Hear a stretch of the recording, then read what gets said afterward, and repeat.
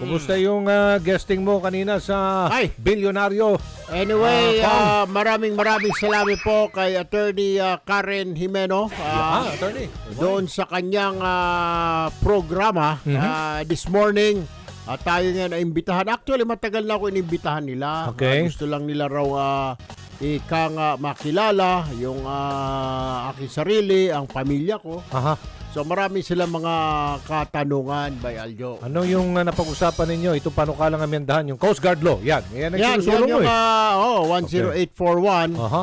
na bigyan ng 5 billion every year ang Philippine 5 Coast Guard para dagdag na pondo para makabili ng mga gamit. Aha. Kasi total sila naman ginagamit natin ang tagabantay ng WPS at hindi lang WPS. Involved din kasi ang Coast Guard sa mga search and rescue. Yun. Kailangan nilang bumili ng mga makabagong gamit, by Aljo. Mga helicopter, yung parang nakita na sa US na Ayan. kayang pag may lumubog na barko, kayang bitbitin Search yung mga and rescue. tao sa taas. Susuot mo lang yung tali, iaangat ka ng puli. Meron ba tayo helicopter ngayon sa Coast Guard? Meron yata, naman, pero meron hindi naman, ganun pero, kadami. Hindi ganun kadami. Illegal na droga, pwede rin. Pwede. Kampanya. Mga sniffing dog. Mga Kompleto. Kasi sila rin nagbabantay. Ginagamit niya silang tagabantay dyan ng mga busway. Aha. At dagdag na mga personnel. human smuggling, yung mga pumupuslit, Yan. palabas ng bansa, mga Yung- Chinese. Kasi hindi ka kayanin ng Coast Guard. Sa daming trabaho ng Philippine Coast Guard, baka hindi kayanin kung kulang ang pondo Tama. at kulang ang gamit. Aha. So talagang magkatotoo na yan, Kong. Ay. Bilyong piso yan. Yeah, at, of course. Kaya nang hopefully. dagdag pondo. Dagdag On pondo. top of their regular budget, dagdagan pa na 5 billion every year. I'm sure tataas sa moral ang ating mga personnel ng Coast Guard yan, Kong. Exactly. At delikado na rin ang trabaho nila ever since search and rescue. Aha. Sila ang pangsalang dyan. Kaya dapat, nararapat lang, bigyan mo rin sila ng mga incentive. Kasi Yung ang mga hazard pay kung tawagin. kasi ang threat external na. External na. Exactly. Isa pa, tinalakay nyo rin yung panukalang batas mong magbibigay ng proteksyon sa mga solo o single parent. Yan, sinusulong mo rin yan. Yun yung Child support. Yan. 8987. Yan.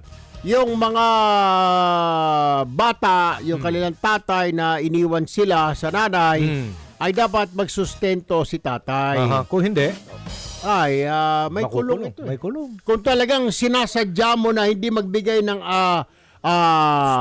sustento sa anak mo pero may trabaho ka, May trabaho, maganda. maganda ang kita mo at hindi ka nagbibigay ng 5 doling, Aha. ipapakulong kita. Okay. So, mabilis lang proseso nito. DSWD na. Di ka na Siyempre, pupunta ang sa korte. hawak. Definitely. Maganda ito. Magandang amendment yan sa ating support sa ating mga batas. Correct. At natanong ka rin kasi marami nagtatanong din sa akin. Ano ba talaga ang balak ni Kong Bay? Number one sa mga survey. Aha. Oo, ikaw na magsabi, Kong, ano ba talaga? Tatakbo ka ba o hindi? Wala pa. Wala pa. Kumbaga sa nasa intersection. Iyan, Kung sa crossing. diretso ka dyan o kaliwa ka. Nasa crossing pa lang po tayo kasi mahirap naman pag tayo naman ay matawagan ng big boss at sabihin na tumakbo ka. Ano sabihin mo? Hindi. Mahirap yung or pag sinabi nilang kagaya yan sa mga survey, number one ka lagi. Ibig sabihin, parang gusto ng tao. Diba? Pero kung nasa number 12 ka, 13, 14, medyo mag-isip-isip muna ako pangalawa, pangatlo, pang-apat na beses. Ibig sabihin, may mensahe ang mga tao kasi tinatanong yung mga tao eh. Pero titignan natin, by Aljo. Natanong ako bandang huli, anong mensahe ko? Ang sabi ko sa kay Attorney Karen Jimeno, sabi ko, ma'am, ay anong masasabi mo sa mga tao nanonood sa atin? Sabi ko, kung sakasakali po ako yung mag-congressman muli o ako itatakbo sa Senado, botohin nyo ako. Huwag nyo akong botohin dahil number 1 ako lagi sa survey. O wag nyo akong botohin dahil si Erwin Tulfo ako kilala, galing sa kilalang pamilya. Botohin nyo ako kung may nagawa akong trabaho na. At sa tingin ninyo may gagawin. Marami naman, Kong. Marami kang Pero kung wala, tingin ho ninyo na wala akong gagawin, bakit nyo pipilitin? Humanap kayo ng iba, I'm sure. Pag lalo na sa Senado, mga 80 ang tatakbo dyan. Baka meron pang iba doon na mas magaling sa atin. Yun na piliin ho ninyo. Diba? Mahirap ho yun magsisisihin nyo na, nako, sayang, binoto ko itong pulpul na ito. Baka maraming ganun eh. Oo. After election, ang hihinayang. Sayang, sasabihin na mag-misa, nag-aaway pa mag-isawa. Oh. Sinabi ko na sa'yo, huwag mong butuhin yan dahil pulpul yan. Nakakahiya. Sinabi ko na sa'yo, huwag mong butuhin yan. Nag-aaway pa yung mag-asawa. Dahil mali yung binoto ni Mr. o ni Mrs. Iboto ho ninyo ako, hindi lang ho ako, pati mga kandidato. Kung may nagawa na, kung wala pa, bago siya sa politika, tignan ninyo, pag-aralan ninyo, ano bang ginawa na nito? Saan ba galing itong taong ito? Tignan ho ninyo. Successful ba ito? Magaling ba ito? Mababasa nyo naman ho yan eh. Magaling daw, sabi. Go, Kong! Ang sinasabi ko, pag-aralan nyo ho muna. Meron ho hanggang next year. Kung karapat dapat bang iboto namin itong mama na ito? May nagawa na ba ito? O wala? Yan. Ako na ho nagsasabi sa inyo, kung sa tingin ho ninyo na wala ho tayo nagawa, di ba? Abay, napakadami dyan, Bay Aljo. Sigurado ko 60, 80 ang tatakbo dyan. Kung sa tingin nyo wala akong gagawin at mangungulangot lang doon, wag nyo na rin iboto. Sayang yung boto ninyo. Ang bawat boto po mahalaga, okay? Para walang sisihan. Hindi nyo ako sisisihin. Hindi ko rin sabihin kasalanan nyo, binoto nyo ako eh. Pero usually ang politiko, hindi nila sisisihin yung bumoto sa kanila. Yung nagsisisi, yung bumoto. Kaya pakaisipin, 1, 2, 3, hanggang sa araw ng pagboto, isipin niyo, nararapat ba botohin ko itong tao na ito kasi baka walang gawin. Dahil marami yan eh. Ikaw, nag-media man ka. Ang dami mga binoto dyan, wala namang ginawa. Ngak wala namang nagawa. Walang nagawa sa kanyang constituent. Walang nagawa na tulong. Binoto ka ng tao dahil ito may gagawin. Yung iba naman, napilitan binoto dahil binigyan ng pera. Ayan ho, mali. Ngayong eleksyon lang sila lumulutang. Dapat yung bobotohin mo, all throughout the year nakikita mo, matutulungan ka. Tama. Pag mayor o gob o kong, may sen, may sakit po yung namatayan po kami. Nandyan. Hindi yung ngayong eleksyon mo lang nakikita ang putaragis na yan. Wala namang silbi yan. Yung iba nga dyan, hindi mo makita eh. Kaya nga. Hindi mo makita sa bakit mo bobotohin yan? Wala. Bobotohin mo lang dahil eleksyon, dahil may dala isang sakong bigas at 5,000 piso. Ano yung boto mo? Isang sakong bigas at 5,000 piso? Iboto mo dahil may gagawin after election. Kunwari, di ba? May ginagawa. Ang eleksyon, Mayo. Dapat makontak mo pa siya at makikita mo sa Agosto, Setyembre, Oktobre, November, all year round nakikita mo siya. Lalo na pag may baha sa inyo, may bagyo, may nasunugan, may namatay, nakakausap mo siya, nakikita mo siya, natutulungan ka niya. Yan. Yun lang yun. Otherwise, wag mo nang butuhin yung taragis na yan. Useless. At sisisihin mo ang sarili mo, sising-sisi ka. Kaya siguro ka consistent kong na number 1 dahil sa napakahabang pila. Dito lang sa opisina natin. Kaya sinasabi ko lang Bay Aljo, isipin mo na lang iba, tingnan ho muna ninyo yung iba dyan. Baka may mas magaling pa sa atin. Di yun na lang, di ba? Yun muna. Ngayon, kung wala na sila nakita magaling, pwede na si Tulfo pang number 12. Di sige, di ba? Kung wala na talaga. Pero alam ko marami pa niya. Tingnan nyo muna yung paligid nyo. Kaliwa, kanan, diretso. Magbasa-basa ko kayo kung sino yung mga nandiyan. Meron pa ba? Yung mga na may nagawa. Tandaan lang, may mga nagawa. At may gagawin pa. Yun. Yun lang yun eh. Ikaw na daw yun. Ikaw na talaga. Ang dami talaga. May pananghalian ka na ba? Wala pa. Ay, naku ba yan? Totoo lang kong sa dami mong natulungan. Baka yun na. Hindi, ito na ang hudyat. Wag ganon kasi magiging kuan tayo self-serving. Ibig sabihin, binubuhat natin bangko. Basta masabi lang natin sa mga kababayan natin, kung ano man ang takbo natin, mag-re-election po kami sa party list, ACT-CIS. Tignan ho ninyo, may gagawin ba itong party list na ito? May nagawa na ba ito? Siguro na po, hindi na po kami magsasalita ni Bay Aljo. Tignan nyo na lang ho. May gagawin pa kaya itong party list na ito? Meron, sigurado ho, meron. Kaya, kung sa tingin nyo wala nung gagawin yung party list namin, di wag na ninyo iboto. Ang dami mga party list dyan, may mga kung ano-anong party list dyan, iboto nyo yun. Diba? Sa tingin ninyo na makakatulong sa inyo. Ganon din po sa mga local officials. Simula sa konsehal, mayor, governor, vice mayor, vice governor. Tignan ninyo kung may gagawin or may nagawa. Binoto nyo eh. Yung 3 years ago, di ba? May ginawa ba siya? Ikumpara nyo, may ginawa ba itong konsehal na ito? Mukhang wala eh. Palitan mo ng bago. Ito si Gob, may ginawa ba ito? Nung namatay yung kapatid ko, tumulong ba ito? Nung nagkasakit yung anak ko, pumunta ako sa office niya, binigyan niya ba ako? Binigyan niya ako 50 pesos. Huwag mo nang butuhin yung taragis na yun. Useless. Tama. Dapat yung botohin mo, Ah. ay ito, nilapitan ko ito. Madali Ito nga, lalapitan. all year, nandito lagi. Tama. Kahit na hindi siya politiko, hindi, pumunta ako sa office, tinuturo ako, doktor ito, okay ito. Nagagamot ito na libre. Oh, binigyan pa kami ng pampalibing. Oo. Yung anak ko walang pamasahe, nagbigay ng pamasahe. O yan ang mga botohin dahil nakikita nyo. Wag lang ng eleksyon, kundi all year round. Tama. Oh. Hindi lang panahon ng eleksyon. Dahil, Hindi, Sa- maraming ganyan ngayon. Sa lahat ng inilapit ko sa iyo, humingi ng tulong, nagpapasalamat sa iyo kung Sino sabi nga? may mga sakit. Di ba? Nailapit natin sa iyo. Akala ko yung... Oh!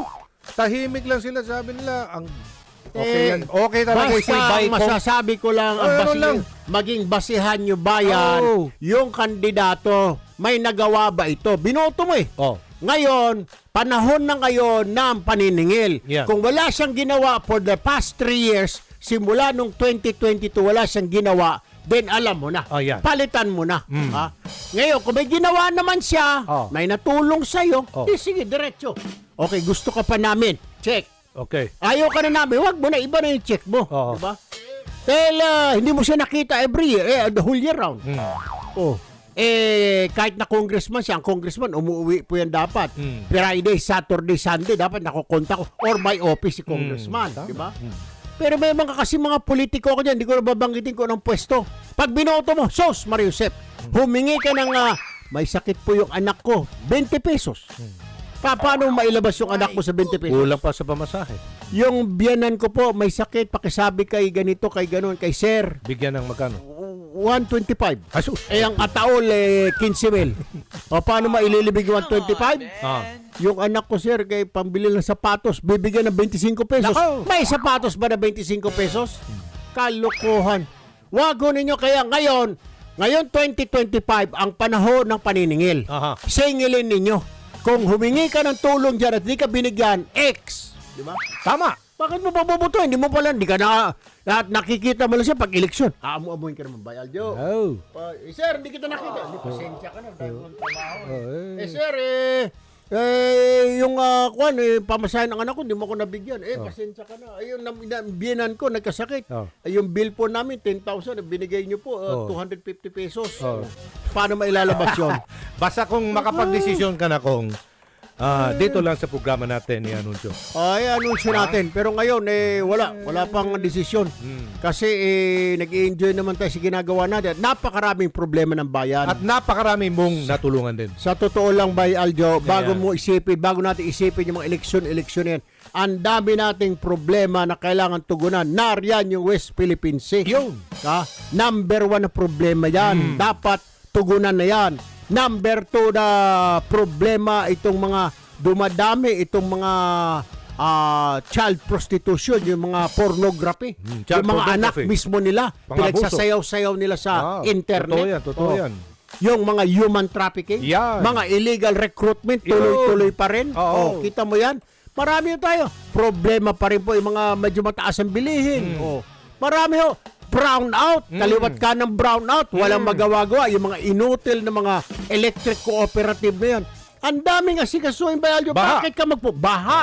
Bakit ka magpupokus sa lintik na eleksyon? Next year pa yung taragis na yan. Jobless. Usap na tungkol sa Traffic. eleksyon. Yan, Traffic. Joblessness, walang trabaho, Oh. traffic. Kadaming problema. Bakit mo pag-usapan? Eleksyon. Boto niyo ako. Uutot mong blue. Inflation. Bakit ka botohin? Gawan mo muna ang problem ng solusyon ito or dapat ito ang pinag-uusapan, by Aljo. Tama. Hindi yung eleksyon. Eleksyon, yan ang problema sa atin. Nasanay tayo. Kung pag-usapan ka agad yan, yung problema na iwan. Aha. Tapos carry over na naman next year. Hanggang umabot naman ang eleksyon. Ay. Yan na naman dahil walang nagawa. Diyos ko pong pineapple bay. Minsan nakakapagod na rin, bay. Oo nga. Sa mga ganitong sitwasyon. Kaya nga, Kaya nga tinatawag dyan, political will. yun.